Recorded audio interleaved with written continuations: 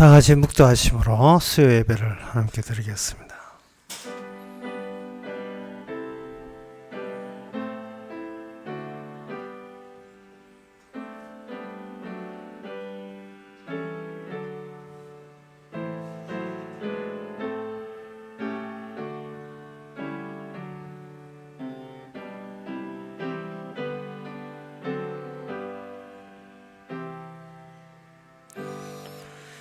여호와여, 나는 공고하고 궁핍하오니 귀를 기울여 내게 응답하소서. 나는 경건하오니 내 영혼을 보존하소서. 내 주 하나님이여, 주를 의지하는 종을 구원하소서. 하나님, 저희들 의지하는 분을 허락해 주셔서 감사합니다. 우리 자신을 의지하지 말고, 우리 잘남을 내세우지 말고, 오직 의뢰하고 의지하는 것을 주께서 원하신다는 사실을 한시도 잊지 않게 하옵소서. 예수님 이름으로 기옵나이다. 아멘. 찬송가 324장 합시다.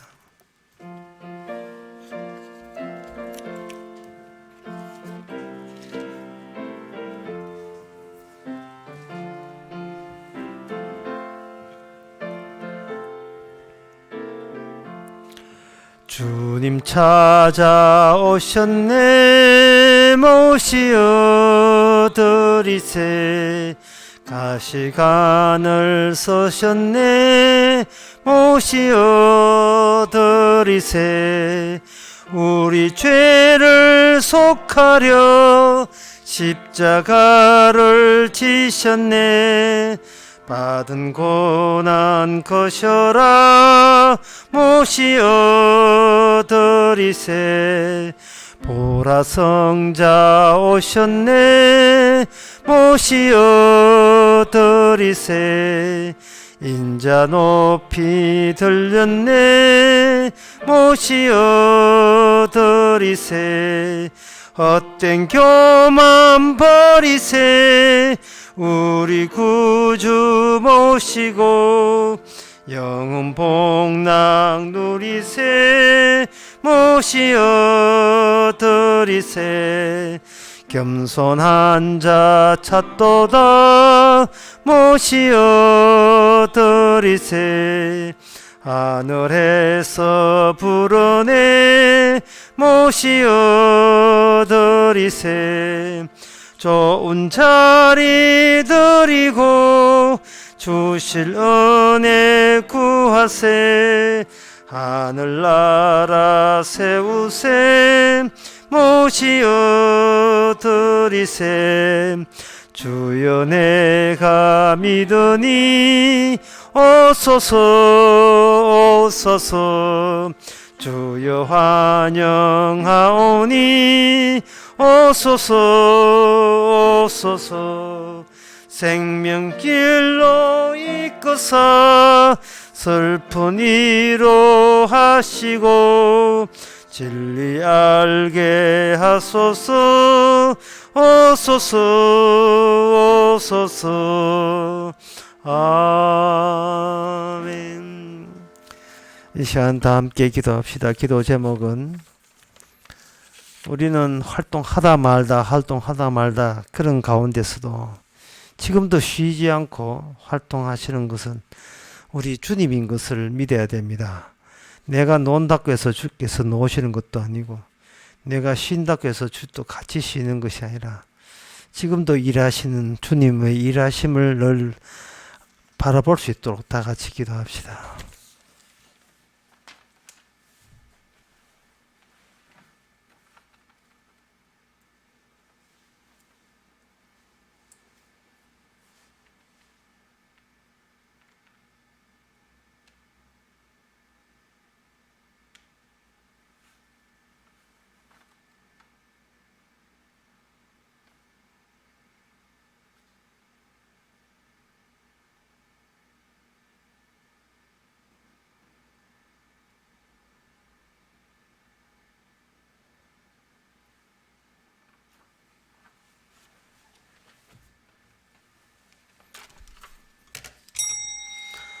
하나님 아버지, 우리는 우리 자신만 쳐다보고 살기에 내가 나태하면 주님도 나한테 하신 것처럼 느껴지고, 내가 부지런하면 주님도 부지런한 것처럼 느껴지지만, 우리가 잠잘 때나 잠을 깰 때나 멈추지 않고 열심히 일하시는 하나님의 열심을 우리보다 더 귀하게 여기게 하여 주시옵소서. 예수님 이름으로 기도합나이다. 아멘.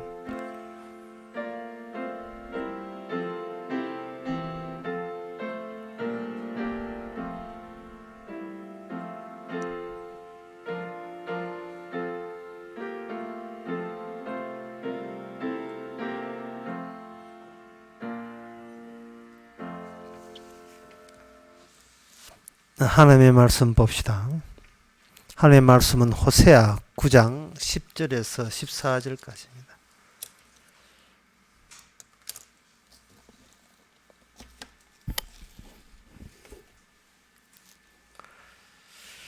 옛적에 내가 이스라엘 만나기를 광야에서 포도를 만남같이 하였으며 너희 열조 보기를 무화과 나무에서 처음 맺힌 첫 열매를 봄같이 하였거늘 저희가 바알 부울에 가서 부끄러운 우상에게 몸을 들이므로 저희의 사랑하는 우상같이 가정하여졌도다.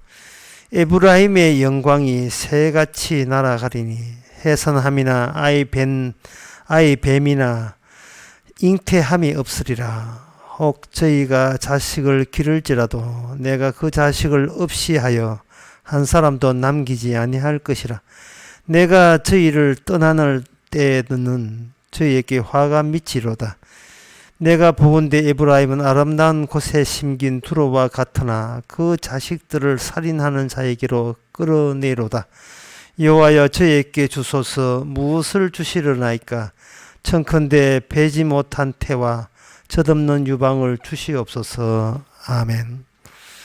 에브라임의 미래상에 대해서 언급하고 있습니다. 근데 그 미래상에 어떻게 처참하냐 하면은 기도를 할 때에 뭐라고 기도하냐 하면은 자식을 임신하지 않게 해달라. 또는 임신하더라도 젖없는 유방을 주셔서 애가 조산하도록 애를 더 이상 키우지 않게 하옵소서라는 기도를 하게 될 것이다. 스스로 자기에게 신이시여 나에게 하나님이여 저주를 저한테 퍼부어 주옵소서. 더 이상 정말 그 자식들 보기에 부끄럽습니다. 자식에게 물려줄 세상이 아닌 것 같아요. 이런 세상을 차마 자식한테 물려주느니 차라리 자식이 없게 해달라. 임신하지 않게 해달라. 자식이 없는 상태가 차라리 낫습니다. 라는 저주 섞인 비참한 기도를 하게 된다는 겁니다. 상당히 우리에게는 낯설어 보이는 내용을 호세아가 지금 예언하고 있습니다. 오늘 본문을 보면서 그 예언 내용이 굉장히 투박하고 냉혹하다는 점을 알 수 있습니다. 그러니까 이 하나님의 계시 내용이 우리한테는 자꾸 낯설어요. 낯설다는 말은 우리 자신에 대해서 우리가 너무 친숙하고 익숙해지고 친숙합니다. 그러나 그는 우리가 봐할 때에 우리 나 자신 아침부터 그걸 보고 늘 자신을 비춰보기 때문에 친숙하고 익숙해지지만 예수님 보시기에 우리는 어떻게 보일까? 그거는 말씀을 통해서 알아야지 우리가 자기 옹호하고 변명한다고 해서 이게 정답이 되는 건 아닙니다. 하나님의 말씀에 통해서 다시 오늘 호세아 9장 10절에서 14절을 통해서 우리 자신의 어떤 형편인 것을 보게 되게 되면 우리도 생각하기에 내가 너무 낯설어요. 내가 그렇게까지 엉망이었나. 차라리 내가 태어나지 말았으면 좋아할 뻔했습니다. 라는 그런 고백을 절로 나올 수밖에 없는 그런 형편없는 존재가 나였는가라는 생각을 하게 됩니다. 나는 항상 나한테 우호적이거든요. 내가 항상 나한테 우호적이고 옹호를 한다면 어떻게 호세아 9장 10절에서 14절 같은 이런 하나님의 계시가 성경에 이렇게 적혀 있겠습니까? 이건 누구 들어갖고 준 성경이에요? 우리 보고 우리 들어갖고 준 성경 아닙니까? 매직으로 지어버릴까요, 이거? 처참한 거. 그럴 수는 없다, 이 말이죠. 다 나한테 향한 하나님의 말씀이 되는 겁니다. 그러면 이 땅에 와서 죽음을 당하신 예수님의 안목을 볼 때 지금 나는 어떤 식으로 보일 것인가? 그 내용이 호세아 9장 10절에서 14절까지 나와 있습니다.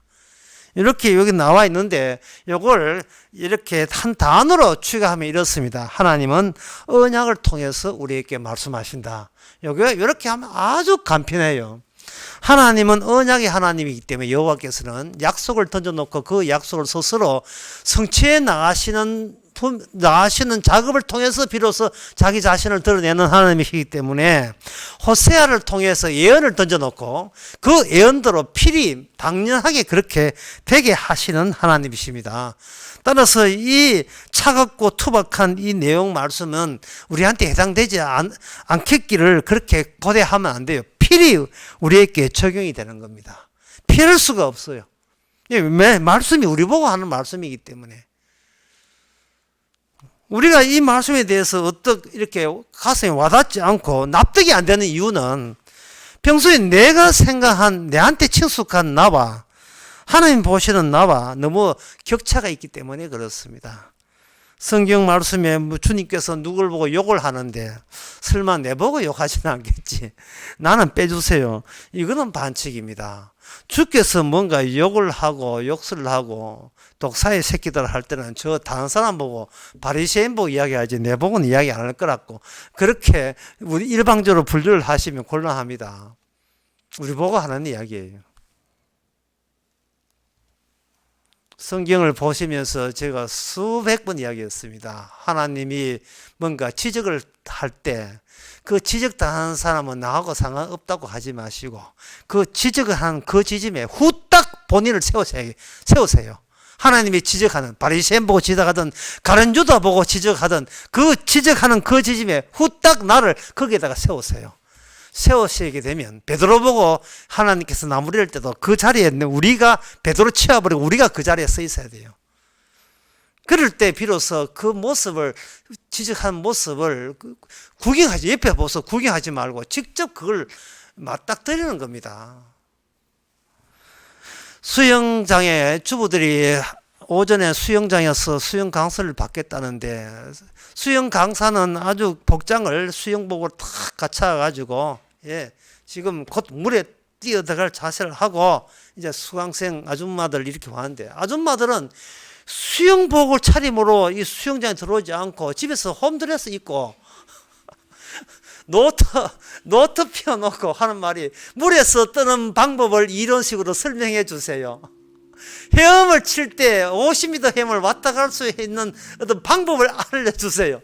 자기는 긴 드레스 입고 앉아가지고 폼 다 재고 수영 강사만 수영복 입고 붕붕 뛰어들어가 왔다 갔다 하기를 자기는 이제 그걸 동영상을 찍으면 된다는 거예요. 이건 뭐 같으냐 하면은 하나님이여 저를 구원하소서. 구원하되 날 건드리지 마시고 구원을 해주시되 누가 하늘에서 수영복 입고 또 오셔가지고 이 땅에서 천당 가는 거 한 미 앞에 시범적으로 보이시면 우리는 노트에다가 그걸 공부해가지고 동영상 찍어가지고 주님께서 저리 했구나. 이렇게 하면 이렇게 해서 이렇게 해서 주님 덕분에 구원받겠다는 식으로 나옵니다. 자기는 나는 건드리지 말라는 거예요. 나는 요거는 물을 사람 아니니까 그 정도로 나는 나 자신에서 제대로 안 한다고 하는 거예요. 따지고 보면 인간이 평생 살아서 하는 일이 뭐냐? 저한테 누가 물으신다면 저는 이렇게 합니다. 인간이 평생 하는 일은 내가 누구냐를 알아가는 일을 평생 하고 있어요. 내가 누구냐를. 그럼 내가 누구냐를 어떻게 하느냐? 내가 누구냐를 지적할 수 있는 사람을 찾는 걸 가지고 두 자로 사랑이라고 합니다. 사랑하는 사람을 만나고 싶은 것은 진짜 내가 누군지를 몰라서 그 사람을 통해서 내가 제대로 내한테 좀 알려줬으면 좋겠어요. 늘 이렇게 결혼도 안 하고 혼자 처녀로 총각으로 늙는 사람은 비실비실 늙어가는 이유가 뭐냐면은 계속 착각만 하는 거예요. 옆에서 당신은 이런 사람이라고 이야기를 해주면 내가 흐뭇하겠는데, 나한테 그렇게 나는 이런 사람이라고 이야기 지적해 줄 수는 친절한 사람을 못 만나니까 나이 30이 되고 결혼 안 해도 또 결혼하고 싶고 40대도 결혼하고 싶고, 어떤 사람은 내 아는 사람 60대도 결혼하고 싶은 사람이 있어요. 60이 돼서 결혼하고 싶은 사람이 뭐냐면 진정 내가 누군지를 좀 옆에서 이야기해줘야 내가 그때 고개 끄떡이 있게, 내가 나 뭐라고 하는 것은 나도 지겹다. 그런 거 하지 말고 옆에서 너 이런 사람이라 해주면 그때 내가 안심을 하고, 그래 그런 사람이야 내가 죽어도 이한이 없다 이러고 싶은 거예요. 그것 때문에 결혼하는 거예요. 근데 문제는 그 지적하는 사람이 내 마음에 딱 들도록 지적을 해주는 조건 하에 결혼하고 싶은 겁니다. 아니, 연애하면서 당신은 인간도 아니야, 개야, 이런 사람 결혼하겠어요? 세상에, 이렇게 이쁘게 새는 공주님은 처음 봤어요. 반했어요. 나는 미치겠어. 당신 때문에 잠을 못 자겠어요. 그 소리를 들을 때 그 여자는 나한테 딱 제대로 나를 평가해준 사람, 남자를 만났다고 해가지고, 이제 그 사람하고 저 사람하고 한번 결혼해볼까 라고 하지요. 물론 그 부대 조건에 따라요. 키 크고 성격 좋고 돈 되고 집 한 채 아파트 마련하고 결혼도 제 공기업이라든지 약사, 의사, 변호사, 그리고 공무원, 뭐 이런 교사, 그 정도 되는 조건이지만, 어쨌든 간에 그런 조건보다 더 우선되는 것이 내 마음에 쏙 드는 단어는 뭔 뜻이냐면, 나는 내가 누군지를 알고 싶은데 정말 내 마음에 들도록 속 당신은 이런 부위라고 이런 존재라고 이야기해 줄 때 그 사람과 평생 살 수 있는 조건이 되는 겁니다. 우선 조건이 되는 거예요. 그런데 같이 살다가 갑자기 저 연애할 때 하는 소리 따르고 지금 와서 또 딴 소리 하게 되면 갈랐을까 헤어질까 또 이래 되는 겁니다. 그래서 제가 결론에 인간이라는 것은 평소에 내가 누구냐를 지적해 줄 수 있는 사람을 찾고 있다. 그런데 성경을 보니까 예수님이 바로 그 일을 해 주시는 거예요. 예수님은 어떻게 해 주는가? 십자가의 죽으심으로 십자가 앞으로 일로 나와. 십자가 앞으로 나와. 십자가 앞에 나와서, 그렇게 예수님께서 수영복 입으신 거예요. 앞에 나와. 그리고 구원받는 거 내 식대로 아니면 구원이 안 돼. 그게 바로 자기 십자가를 지고 나를 따라오라. 네 있는 곳에 너와 함께 있게 하라. 자기를 부인하고 자기 십자가를 지고 나를 따르면 나와 함께 영생을 얻으리라 했습니다. 마태복음 16장 24절에 나오는 말씀이죠. 그런데 오늘날 이 호세아 우리를 지적하는 이 말씀에 대해서 우리는 자꾸 외면해 보려는 거예요. 이게 뭐냐 하면 아까도 이야기했지만 너무나 나를 붕붕 띄워주는 그 이야기를 주변에 그런 사람들이 있다 보니까 주님이 십자가 지신 십자가에서 나를 어떻게 보는가는 그거는 뒷전이고, 내한테 좋은 소리 해주는 사람을 마치 그것이 내가 진짜 모습이냐 자꾸 오해를 하고 있는 겁니다. 예를 들어서 교회에서 목사가 이런 이야기를 합니다. 여러분, 우리 교회도 지붕에 십자가 있지요. 우리 뒤에도 십자가 있지요. 여러분, 십자가 없이는 구원 못 받습니다. 맞는 소리 같지요. 십자가 믿고 여러분 죄의 씻음 받으시고 그 다음부터는 그 십자가를 잊으시고 이제 부활에 참여해야 되고 하나님의 영광에 참여해야 됩니다. 이제 십자가 하면 그쳤고 이제부터 십자가 잊어버리고 부활의 새 생명 속에서 하나님의 형상을 키우고 하나님의 말씀대로 사시면 당신은 천사처럼 가고 천되고 그래 천국에도 상급받습니다. 이렇게 이야기하거든요. 그 사람 이야기 들으면 마치 뭘 생각하면 유치원 운동회를 생각해요. 유치원 운동에서 트랙을 도는데 어떤 순서가 있느냐 하면은 손 뒤로 하고 얼굴 찹쌀모찌에다가 얼굴 파하고 모찌 하나 손 안 잡고 입으로 모찌 물고 그 다음에 마지막 골인전까지 와야 상품 준다라는 그 유치원 그 애들 또 초등학교 애들 그 운동회 할 때 그런 게임이 있잖아요. 그러니까 이게 뭐냐 하면은 십자가 막 천국으로 트랙들 돌고 있는데 앞에 십자가라는 게 있는 거예요. 그러니까 십자가를 믿고 그 다음에 이제 잊어버리고 부활에 참여하시면 꼴인 됩니다. 이런 순서를 줬다는 거죠. 그러니까 십자가 믿는 것은 뭐냐면 아동들이 입으로 찹쌀 못지 하나 깨물고 이제 먹을 걸 먹었으니까 이제는 마음껏 달리면 된다고 생각하는 거예요. 그러나 그게 바로 크나큰 오산이었습니다. 한국 교회 거의 모든 교회가 그렇게 가르쳐요. 모든 교회가. 왜냐하면 외국의 옛날 영화 마스크라는 미국의 영화가 있어요. 마스크 영화를 봤는데 그 마스크 영화가 호기심으로 어떤 마스크 가면을 썼어요. 쓰고 난 뒤에 그 다음에 이걸 벗기려고 하니까 썼던 마스크가 이미 몸체가 하나가 되어서 벗겨지질 않네요. 쓸 때는 지 마음대로 썼는데 벗겨지질 않아요. 내가 내 능력으로, 내 선택으로, 결정으로 십자가를 믿으면 그거는 하나의 찹쌀 못지 먹는 거와 마찬가지예요. 섰다가 뭐 벌 수 있는데 그러면 내가 똑같은 나야죠. 그러나 십자가 마스크에 덮어버리면 이제는 누가 주도권을 쥐고 있느냐 하면 예수님의 피가 주도권을 쥐어버려요. 그럼 예수님의 피가 주도권을 쥐어버리면 내가 십자가를 장착하는 것이 아니고 십자가가 나를 이렇게 넣어버리면 갈라디아서 2장 20절 말씀 그대로 되어버립니다. 이제 나는 죽고 내 안에 그리스도가 사는 거예요. 나는 죽고. 십자가 믿을 때 죽은 게 아니고 처음부터 애시당초 죽은 거예요. 우리가 그걸 성령을 통해서 십자가를 알고 보니까 십자가 덮어 순간 죽는 게 아니고 처음부터 우리는 하나님 보시기에 하나님이 나를 볼 때 죽은 자로 보았다는 사실이 십자가를 통해서 사도 바울이 그때 안 거예요. 성령을 통해서. 아, 이미 죽었구나. 그래서 우리나라에 뭐 신종 코로나 죽은 사람이 121명이니 뭐 미국에는 뭐 1000명이 되니 10,000명이 되니 하는데 그 숫자 의미 없습니다. 인간은 코로나 안 걸려도 이미 죽은 자예요. 이미 죽은 자예요. 그게 고린도후서 5장 14절에 보면 예수 그리스도가 죽으심으로 모든 자가 죽은 것이다. 예수님이 죽으심으로 모든 인간이 다 죽은 것이다. 여러분, 우리 자신을 볼 때에 죽은 자로 보겠습니까? 송장으로 봅니까? 우리 자신을? 그리고 제 아내가 또는 여러분의 남편이 우리 결혼할 때 우리를 죽은 시체라 생각하고 니한테 결혼하는 것은 나 시체하고 하는 거야. 니 좀비거든. 니하고 결혼한다. 이렇게 결혼하겠습니까? 결혼 안 하지요. 예. 물론 살다 보면 죽어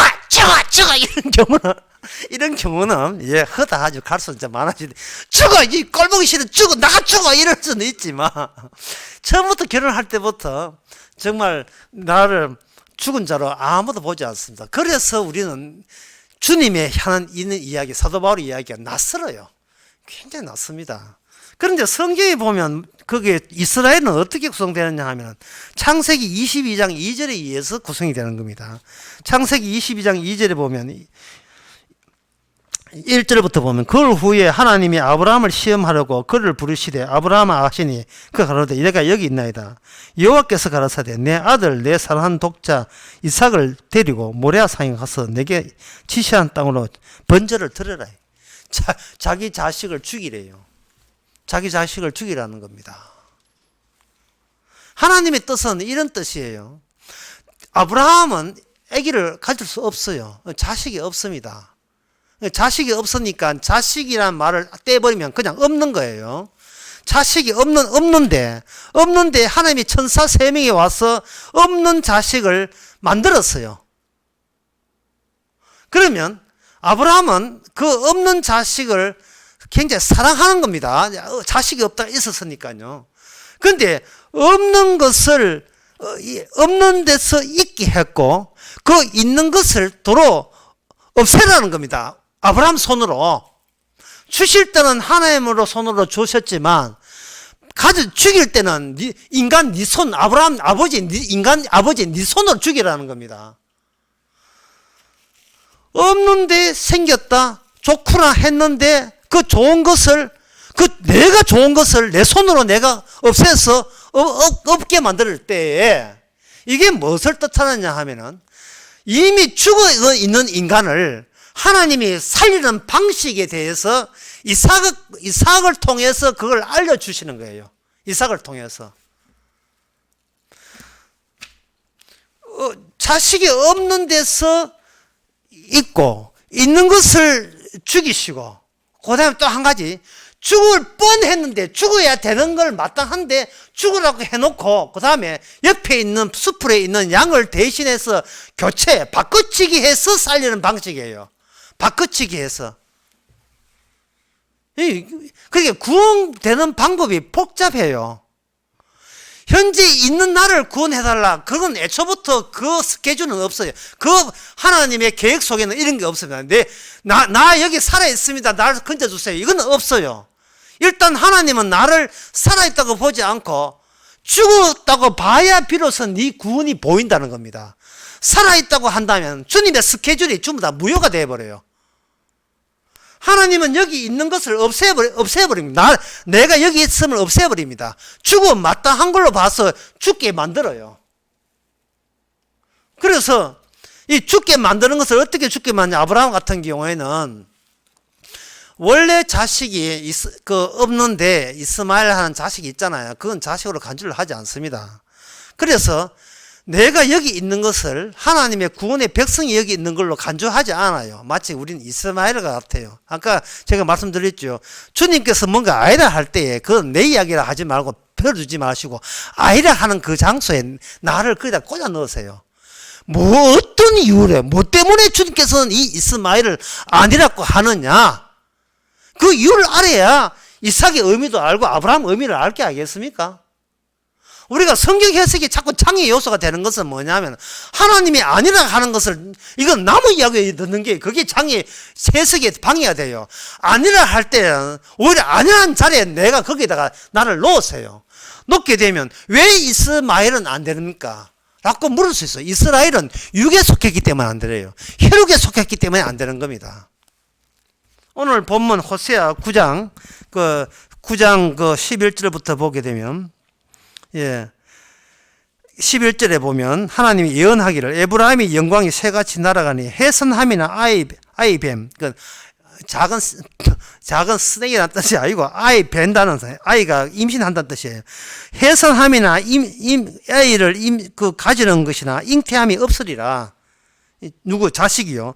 혹 너희가 자식을 기를지라도 내가 그 자식을 없애며 혹시 그 자식이 있더라도 내가 그 자식을 죽이는 쪽으로 그게 아수르 군대입니다. 아수르 나라에 가서 내 자식들이 다 몰살하도록 내가 그렇게 밀어붙이겠다는 거예요. 이게 하나님의 계획이라는 거예요. 이스마엘이라는 자식이 있어요. 하나님은 그 이스마엘 자식을 이건 아브라함의 의사고 사라의 의사지 하나님의 의견이 아니에요. 그래서 하나님의 의견을 시도하기 전까지는 먼저 인간의 의견에 의해서 이거는 내 자식입니다 하는 것을 치워버릴 절차가 그 일이 캐시티입니다. 치워버리는 거예요. 이스마엘은 내 자식입니다. 아니에요. 이진주는 내 딸입니다. 아니야. 치워버린 거예요. 그럼 이진주랑 그런 어떤 사람의 딸이 있을 거예요. 그거는 내 자식이 아니에요. 그거는 이스마엘. 왜? 사람은 흙에서 낳게 돼. 육으로 난 것은 육일 뿐이에요. 영으로 낳아야 되지. 육으로 난 것은 소위 하늘나라 뭔가입니다. 아무나 넣어주는 게 아니에요. 하늘나라 뭔가는 이유는 처음부터 생명나무 가는 길을 끊어놨기 때문에 이 생명나무 처방된 입장에서의 자식들은 하늘나라 뭔가요. 뭔가인데 어떻게 하느냐? 언약으로 가는 겁니다. 언약으로. 그럼 언약으로 가려면 언약이 아닌 것이 뭔지를 알아야 돼요. 언약에 위배되는 것이 뭔지를 알아야 돼요. 내 딸이 그건 자식이 아니, 내 자식이 아니다. 치워버린다는 말이죠. 그러면 치워버리고 그 자리에 뭐냐 하면은 그러면 이 자식이 없으면 자식이 없네요. 있어. 뭐냐? 이삭이라는 거예요. 없는 데서 이삭을 줘버립니다.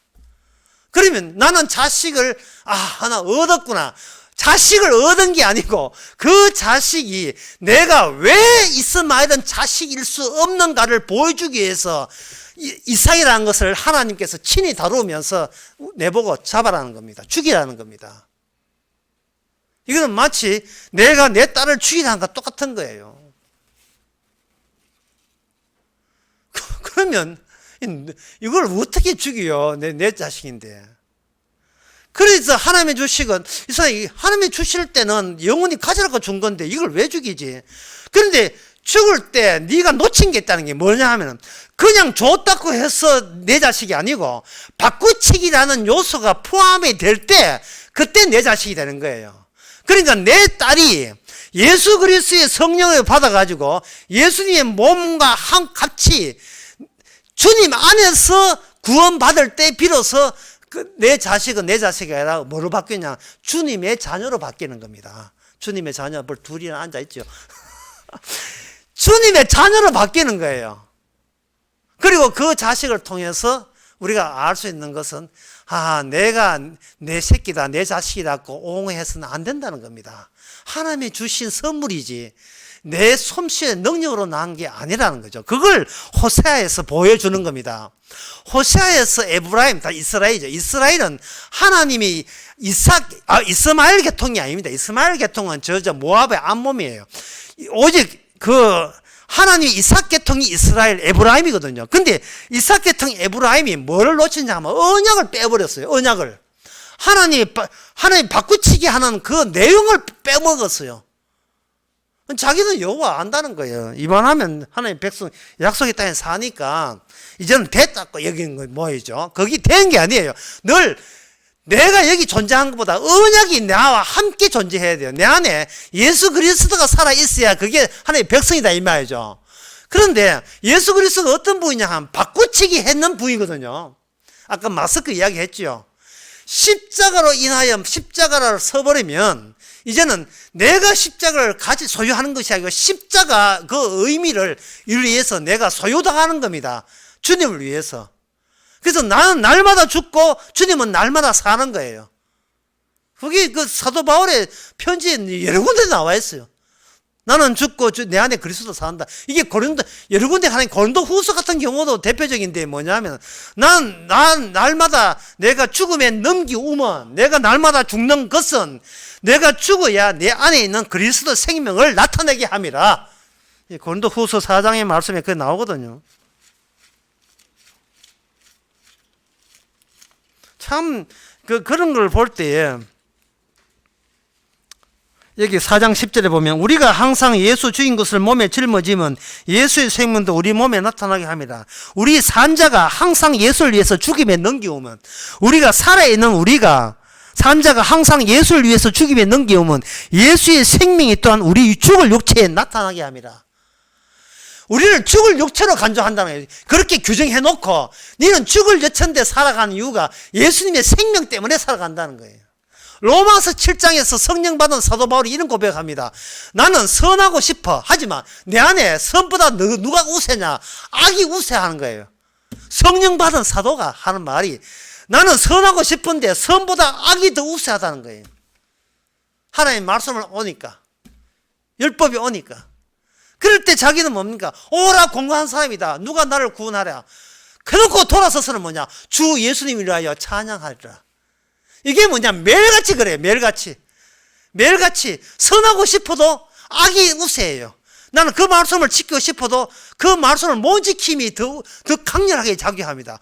그런데 그럼에도 사도 바울이 좌절하지 않고 감사하는 것은 뭐냐 하면은 자기 자신의 솜씨가 아니라 그래야 예수 그리스도가 바깥으로 토해지기 때문에 그래야 자기 증거가 아니고 예수님의 정의 되거든요. 그렇다면 오늘 본문에 호세아 본문에서 왜 이 자식을 죽여버리냐? 그것은 바로 새로운 자녀가 어떻게 바꿔치기에서 나타나는지를 알려줄 때 바로 비로소 너희들은 이러한 고난 가운데서 자식이 죽는 이러한 시련 가운데서 바로 메시아가 진정한 우리의 영원한 아들이고 구세주라는 사실을 발견합니다. 그걸 위해서 여기에 10절에 나와 있습니다. 10절에 뭐 대충 보면 이렇습니다. 옛적에 내가 이스라엘 만나기를 광야에서 포도를 만난 같이 하고, 그 광야에서 사막에서는 물이 급하지 않습니까? 물이 급한데 물 먹고 싶다 할 때 어떤 포도원이 있다면 얼마나 반갑겠습니까? 이런 식으로 나는 너를 특별 대우했다는 겁니다. 또 무화과 나무의 첫 열매를 보는 같이, 그 농사 지으면서 고생하면서 첫 열매 맺히기를 반겼듯이 반겼다는 거예요. 그 정도로 귀한 첫 열매를 본 같이 하였거늘 10절에 저희가 바알 부올에 가서 부끄러운 우상에게 몸을 들임으로 저희의 사랑하는 우상같이 가정하였다. 저희의 사랑하는 우상, 그냥 우상이 아니고 사랑하는 우상같이 가정하였다. 자, 이 이야기가 여기에 기록되어 있습니다. 이것 때문에 이제 에브라임은 자기 자식들을 아수르에 다 가서 포로 잡혀 다 죽게 먹게 되는 계기가 되는데요. 그러면 여기에 바알부올 사건이라는 것이 과연 무엇인가 설명할 필요가 있습니다. 요 설명은 약간 난해한데요. 난해하게 말씀드리겠습니다. 이런 겁니다. 인간은 몸은 쾌락 위주이기 때문에 현재만 전부예요. 과거라 하는 것은 지나간 것이고 미래는 오지 않았으니까 현재가 중요하다고 본 겁니다. 그런데 하나님께서는 옛날 지나간 이야기, 바알부올 사건, 그 바알부올 사건을 계속 거론하고 그걸 내세우고 있어요. 그 이유가 뭐냐 하면은 인간에게는 현재라는 것이 없다는 겁니다. 인간에게는 현재라는 게 없어요. 과거의 바알부올 사건, 그건 미래의 예수님의 십자가, 미래 메시아가 십자가 돌아가심으로써 죄 씻음이 되잖아요. 그러니까 바알부올 사건과 미래는 예수님, 그 미래와 과거 사이에 그 빈 현재는 뭘로 채우느냐 하면은 과거와 현재, 주님의 언약 안의 과거와 언약 안의 미래를 연결시킨 주님의 현재만 거기에 연결되지, 인간들의 욕망은 지난 과거와 장차의 미래를 연결시킬 수가 없다는 겁니다. 이래 보시면 이래요. 인간이 생각하는 시간은 과거에 있더라도 지나간 거니까 없는 거고요. 인간의 시간에서 미래는 있지만 그는 기다리면 오게 돼 있고, 중요한 것은 현재가 중요하다, 이렇게 생각하는 겁니다. 현재가 중요하다. 그런데 하나님께서는 네가 없다고 지나갔다고 얘기는 바알부올 사건을 나는 절대로 지나간 걸로 여기지 않겠다는, 생생하게 살려두겠다는 거예요. 그거는 뭐냐? 미래의 메시아 때문에. 그래서 미래의 메시아가 오시는 것이 바알부올 사건을 전제로 해서 미래 사건이 주어지는 겁니다. 미래 사건은 바로 예수님의 십자가고, 십자가는 죄 씻기 위해서 피 흘리는 사건이거든요. 그러면 죄가 성립돼야 돼요. 미래의 과거의 사건에 죄가 성립되려면 인간은 아무리 반성해도 죄가 몰라요. 하나님의 언약이 그 현장에 들이닥쳐야 그게 죄가 되는 겁니다. 이게 어려운 이야기인데 제가 지금 세 번째 이야기합니다. 성경에서 뭘 지적하거든요. 나는 내 이야기 아니야.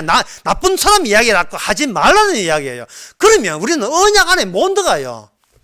바알부올 사건이 민수기 25장에 있는데, 이스라엘이 시딤에 머물러 있더니, 시딤이라는 사해 바다 꼭대기였어요. 있더니 그 백성이 모압 여자들과 함께 음행하기를, 그 동네가 모압 동네거든요. 음행하기를 그 여자들이 그 신들에게 제사할 때 백성을 청하여 백성들이 먹고 그들의 신들에게 절함으로 이스라엘이 바알부올에게 부속된지라 여호와께서 이스라엘에게 진노하시니라. 진노해서 가지고 백성의 두른을 잡아서 다 목매어 달라 하고, 그래야 하나님의 진노가 멈춘다는 거예요. 그리고 사사들에게 이야기돼, 너희를 관할하는 중에 바알부올에게 부속된 사람을 죽이라, 이래 됐어요. 이럴 때 아까도 이야기했지만 이거는 나무 이야기야, 이거 내 이야기 아니야. 자꾸 빼지 마시고, 그들이 왜 바알부올을 섬길 수밖에 없었는가 라는 그것에 우리가 동조해야 돼요. 아담과 하와가 선악과 따먹을 때, 이거 과거 이야기, 난 그때 선악과 구경도 못해서 얼마나 탐스러운지 나는 보지도 못해서 하지 마시고, 그 선악과 따먹을 수밖에 없는 그 심정과 그 마음을 우리가 같이 공감해 줘야 돼요. 그게 언약 안에 있는 우리의 마음이에요.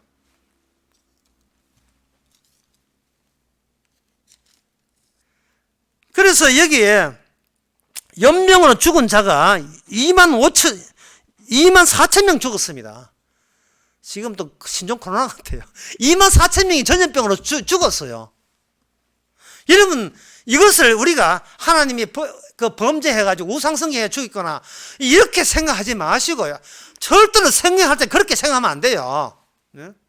왜 그들은 하나님이 하지 말라는 것을 왜 굳이 그들은 우상을 섬겼느냐? 그 마음씨를 이해를 해줘야 돼요. 그 마음씨를. 왜? 그들도 아담 후손이고 우리도 아담 후손인데 공통점이 있을 게 알겠습니까? 그래야 성경이 해석이 됩니다.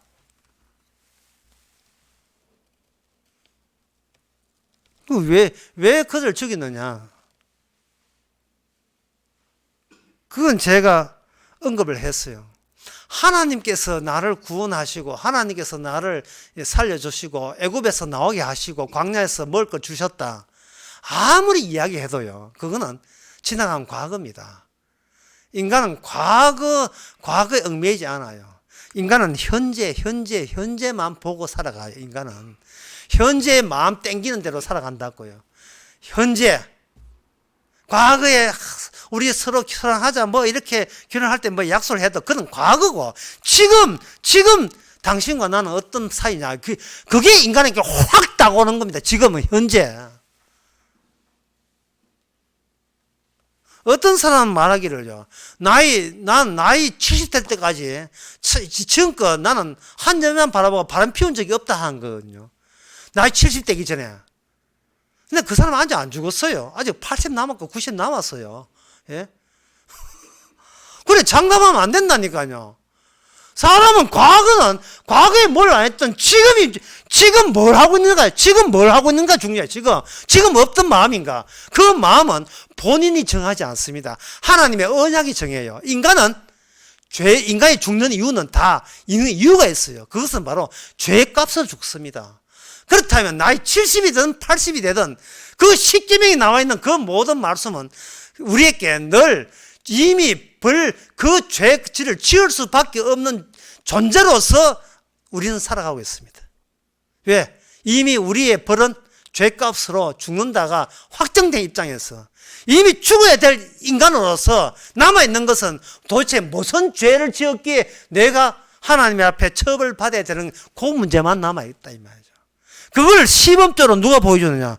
바로 구약 이스라엘 백성들이 민수기 25장에서 그들이 우상을 섬기면서 우리의 마음 속에 있는 우리의 마음가짐을 그리 대변해서 보여준 겁니다. 그리고 그들이 우리를 대신해서 무려 죽은 사람이 2만 4천 명 죽었고요. 그러니까 그들에게 그때 이때 음행을 하고 그들이 이방 우상 숭배할 때에 거기에 참여하지 않은 사람이 더 이상해. 같은 인간인데 그거 왜 좋은 걸 왜 하네. 그래서 그들이 그런 짓을 한 것은 좋아서 한 거예요. 아담으로 물받는 그 마음가짐에 확 다가와서 그런 겁니다. 자, 그렇다면 그들이 왜 우상을 섬기는가? 그 우상에는 뭐가 없는가?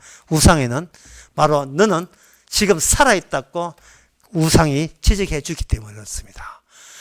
언약이 없는 거예요. 우상의 특징은 언약이 없어요. 언약은 뭐냐?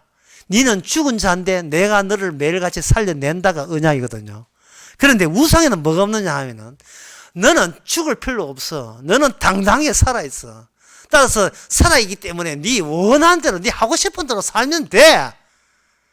살아있다는 거예요. 육이 살아있으니까 육을 살아있는 인간을 이걸 송장이나 시체라 하면 기분 나쁘잖아요. 우상은 그 당시 사람들을 기분 좋게 한 거예요. 자, 인간을 기분 좋게 하는 가장 기본적인 뭘까요? 그것은 뭐요? 당신은 살아있습니다. 그게 가장 기분 좋은 거예요. 당신은 살아있습니다. 사도 바울처럼 당신은 죽었고 당신이 살아있는 게 당신의 그리스도가 우리를 기분 좋게 하는 게 아니에요. 그거는 성령 받은 사람에게 하나고 진짜 성령이 없는 그 성령 오기 전까지 구약 사람들은 기분 좋은 것은 뭐냐면 누가 옆에서 나를 우샤우샤하고 대단합니다. 대단해요. 훌륭해요. 정말 인물 좋습니다. 야, 정말 말씀도 왜 이렇게 잘하시는지. 아멘, 아멘. 그래서 내 아멘 하지 마. 괜찮아. 이만이 그참 돼. 아멘, 아멘. 당신 없이면 주의 일 안 됩니다. 당신은 진짜 오직 당신을 보내신 하나님께 감사합니다. 아주 넘어뜨리려고 아주 환장을 했어요. 주께서 택한 백성, 저와 여러분 아니면 택한 백성 구원 안 됩니까? 우리는 아주 언역적으로 우리는 이스마엘이에요. 죽어야 마땅합니다. 육이에요. 따라서 우리는 무능해요. 무능하기 때문에 죄 짓는 것이 당연하고 죽는 것도 너무나 당연한 거예요. 무능하고 아무것도 아니고 송장이고 그냥 시신에 불과한 거예요. 에스겔 35장처럼 하나님께서 뼈에 있는 게 있게 말씀을 주심으로써 살아났지 말씀 없이는 우리는 죽은 자란 말이죠. 그런데 우상은 그 요소가 없어요. 언약적 요소가 없어요. 아브라함에게 네 자식을 바치라는 죽음을 통해서 나를 다시 재조명하는 게 없어요. 살아있기에 살아있는 인간들이 살아있는 그 여자들이 당신은 훌륭하게 살아있다고 자꾸 언급하는 거예요. 죽은 예수님이 이 땅에서 사람 손에 맞아 죽은 그 예수님이 너는 어떤 존재라고 이야기하는 그런 요소가 가짜 신에게는 그게 없다니까요. 가짜 신에게는 십자가가 빠져버린 기독교는 기독교가 아닙니다. 그거는 불교예요. 십자가를 과거로 돌려버리면 그건 복음이 아니에요. 마스크 못 본다고 했잖아요. 그냥 찹쌀모찌 하나 먹고 내 속 끄대고 가면 달라가는 거 없어요. 빌립보서 3장에서 사도 바울이 말하기를 내가 어찌하든지 십자가를 달아간다. 십자가로 달아간다. 왜? 십자가가 있어야 부활이 되니까요. 십자가를 벗는 게 아니에요. 십자가 있어줘야 매일같이 주님은 긍휼을 베푸시는 분이고 매일같이 우리에게 용서해 주시는 분이고요. 십자가 있어줘야. 그리고 나는 바로 주께서 의인을 부른 게 아니라 죄인을 부르러 왔다는 그 죄인과 짝이 맞아줘야 오직 예수님의 십자가만 공로만 증거되고 자랑하게 됩니다. 그 당시에 사람들은 언약을 알긴 알았는데 언약의 깊이에 대해서는 언급을 모르고 있다가 여기에 바로 그 신들이 그들의 죽은 신들 살아있는 여호와께서 살아있는 게 아니고 그들은 죽은 신이라고 이야기하고 있습니다. 이 민수기 25장 바알볼 사건을 시편 106편 28절에서는 이렇게 되어 있어요. 저희가 바알볼과 연합하여 죽은 자에게 제사하는 음식을 먹어서 그 행위로 주 경록케 함을 인하여 재앙이 그 중에 유행하였다. 이 말을 쉽게 하면 그들에게는 언약이 없는 신을 좋아했다 이 말입니다. 하나님의 약속이 빠진 신, 이삭이 대신해서 아브라함을 대신해서 이삭이 희생되었다는 아버지를 살기 위해서 자식이 희생된 그 내용이 빠져있는 신, 십자가 없는 신, 그 신이 바로 우상입니다. 사도 바울은 오직 십자가만 자랑한다고 했어요. 고린도서 2장 2절에는 사도 바울은 말하기를 나는 너희들 십자가 외에는 다른 건 아무것도 알지 않기를 원하노라. 갈라디아서 6장 24절은 십자가만 자랑한다는 말에 뭐겠어요? 그것은 바로 그 앞에서 쓸모없는 인간을 천국 백성 만들어내는 주님의 부지런한 작업에 대해서 내 노력과는 견줄지 못하는 하나님의 성실하심이 있기 때문에 그렇습니다. 그래서 그들은 이 자체를 인간은 이런 행동을 하나님께서는 교만하다고 본 겁니다. 그게 오늘 본문에 11절에 나옵니다. 에브라임의 영광이 새같이 날아간다. 에브라임의 그 교만함이 새같이 날아간다. 없어져 버려요. 여기에 13절에 보면 에브라임은 아름다운 것 두록한데, 두로라 하는 것은 섬이 있고 섬 안에 성체가 있어가지고 굉장히 그것만 특별한 대우받듯이 아름다워요. 근데 두로같이 내가 특별 대우해줬구만. 너희들은 그 자식들을 살인한 자에게 대하는 내어주었다. 내 자식 죽여주세요 하고 내어준 거예요. 뭐가? 하나님의 언약이 없기 때문에. 그러면 그 언약은, 이 구약의 언약은 이렇게 하나님께 냉혹하게 죄를 율법으로 지적하는 것이 언약이라면, 그러면 언약의 완성은 뭐냐? 십자가입니다. 죽어 마땅한 너희들을 내가 대신 피 흘림으로 내가 널 살려냈다는 그 미래의 그 메시아의 언약을 위해서 그 언약과 연결되기 위해서 이스라엘은 처참하게 망가져야 되죠. 그 망가진 이스라엘 남의 이야기입니까? 오늘 우리 이야기예요. 우리가 기쁘고 감사한 것은 내 자신이 대단하다가 아니라 반대로 내 자신이 지금이라도 유혹받으면, 지금이라도 누가 붕붕 뛰어가지고 주에 좋게 사 이게 막 종이 딸랑딸랑 조용하면 막 껌뻥 넘어질 수밖에 없는 그런 요소가 지금은 없습니다만, 내가 내년 되고 또 70 넘고 99세 70세 되면 어떤 마음가짐이겠어요? 이건 아무도 장담 못해요. 왜? 아담의 육이기 때문에. 따라서 자신만만할 것은 아무것도 없어요. 날마다 오히려 저 낮은 곳으로 주께서 주신 인생을 통해서 이 에브라임이 착살나는 그것이, 이 나무 이야기가 바로 내 이야기고, 내 자식도 죽어 마땅하다는 것은 요새의 예언에 합치되는 결과라는 겁니다. 날마다 우리가 내 자식 살려달라고 하지 말고 내 자식을 통해서 예수 그리스도가 발산되고 예수님의 광채가 비치게 해달라, 복음이 나올 수 있는 그런 식구가 되달라 기도해 주시기 바랍니다. 기도하겠습니다. 하나님 아버지, 우리 자신을 너무 좋게 평가했습니다. 십자가 지신 주님께서 이 세상에 아담에 속한 모든 인간을 어떻게 평가하고 있는지를 우리는 말씀을 통해서, 호세아의 언약을 통해서 알아싸우니 그저 그리스도께서 용서하신 용서만 자랑스럽게 기쁘게 나타나게 하옵소서. 예수님의 이름으로 기도합나이다. 아멘. 찬송가 382장 합시다.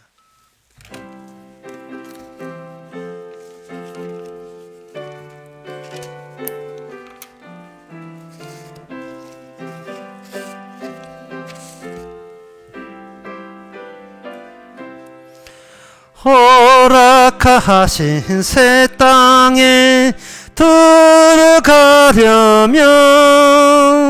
마음의 준비 다하여 힘써 일하세.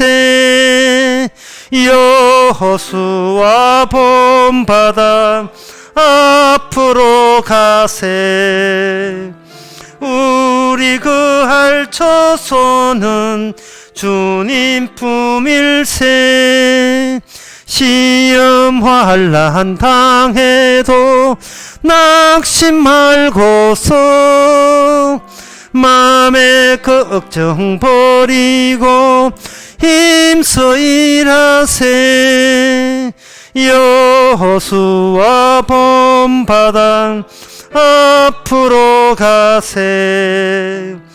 우리 그할 처소는 주님 품일세. 앞서 가신 예수님 바라보면서 모두 마음을 합하여 힘써 일하세. 여호수아 본바다 앞으로 가세. 우리 그할 처소는 주님 품일세. 일할 곳이 아직도 많이 있는데 담대하게 나가서 힘써 일하세. 여호수아 본바다 앞으로 가세. 우리 그할 처소는 주님 품일세. 기도합시다. 지금은 우리 주 예수 그리스도 은혜와 하나님의 크신 사랑과 성령의 충만하심이, 진짜 하나님은 십자가를 통해서 우리에게 다 이루었음을 알려주는 하나님인 걸 깨닫는 모든 성도에게 주 이름으로 축원하나이다.